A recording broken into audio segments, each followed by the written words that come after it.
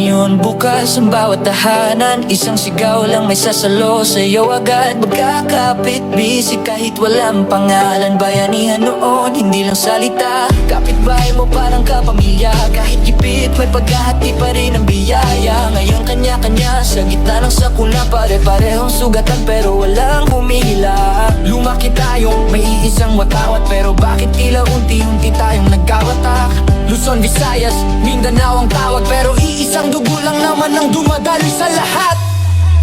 Isang bayan, isang puso. Bakit tayo nagkakalayo?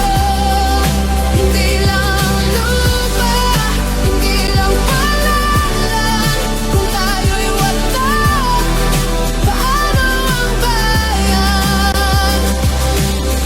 Luzon, Visayas, Mindanao, isang tahanan tayo. Kapag hindi tayo magsasama, saan ba tayo pupunta? Mga bayani noon, buhay ang puhunan. Ngayon ang leader, parang negosyo ang bayan. Ngiti sa kamera, pangako makinta, pero sa likod nito kaba ng bayan ang bagsak. Paulit-ulit lang ang lumang eksena. Taong bayan ang pagod, sila ang may premyo lagi. Habang minimum wage, di makabuhay ng pamilya. May bagong wish na namang nakahanda bukas ng umaga. At tayo, sanay na lang magtiis kahit harap-harapan ng ninanakawan ng boses. Pinapalakpak paminsan ang mga buhaya, habang sariling kababayan ang nalulunod na sa baha. Isang bayan, isang puso.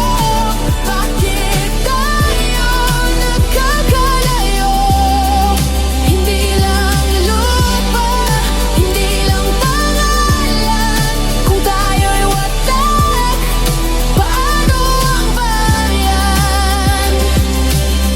Luzon, Visayas, Mindanao, isang tahanan tayo. Kapag hindi tayo magsasama, saan ba tayo pupunta? Matatag tayo, paulit-ulit na sabi, pero hanggang kailan ba kakayanin ng sarili? Laging trabaho, laging pagod, pikit mata na lang kahit pag-asa'y paubos. Resilience ang tawag, pero parang lason, unti-unting kinakain buong henerasyon. Kayod ng kayod para lang mabuhay, habang buwaya lang din ang pinapakain sa dulo ng araw. At kapag sarado ang isip ng bayan, paano natin mababago ang kinabukasan? Isang bayan, isang puso.